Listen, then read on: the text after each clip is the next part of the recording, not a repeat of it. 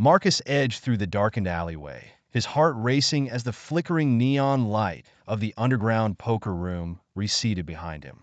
His fingers brushed against the ace of spades hidden in his coat pocket, a lucky charm or a portent of the spiteful mistress named Fate. Tonight had started like any other, with the usual exchange of bourbon-laden banter and the shuffling of cards that held promises of fortune or ruin.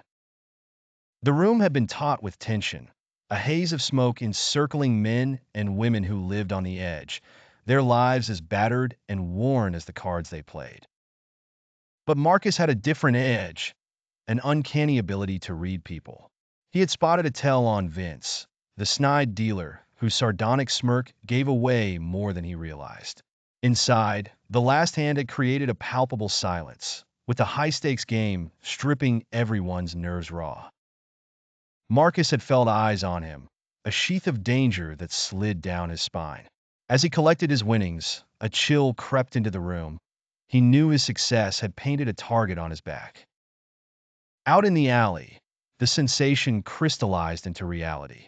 A group of shadows detached from the walls and started advancing toward him. Marcus quickened his pace, his breath fogging in the freezing night. Ahead, a neon sign blinked bar, calling him to a haven where his friend Jenna waited. Jenna, a sharp-eyed journalist whose nose for trouble matched Marcus's knack for cards, was already nursing a whiskey when he slid into the booth beside her. She pushed a dingy folder across the table without preamble. "There's more at stake than just cards," she murmured, her voice barely slicing through the bars. Then Marcus flipped open the folder to find photos and notes on corrupt dealings, a hidden conspiracy linked to the poker tournament. Returning to the poker room, Marcus was met by Vince's sneering face. "You sure you want to play, Marcus? Things are about to get messy." The dealer's voice dripped with unspoken threats, but Marcus saw through the facade. As the game unfolded, Marcus pieced together bits of overheard conversations, a plan to rig the tournament. A shortcut to untold wealth that jeopardized the lives of the unsuspecting players. Vince's whisper to his co-conspirators confirmed it. "No one can know. This is our ticket to the big time."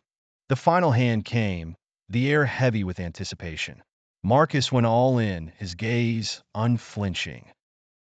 For a tension-laden heartbeat, the world contracted to just the two of them, and the revealing of their cards.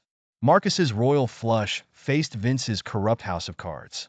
After the game, in the shadowy back room, Marcus confronted Vince. "You're not just cheating at cards, you're cheating lives."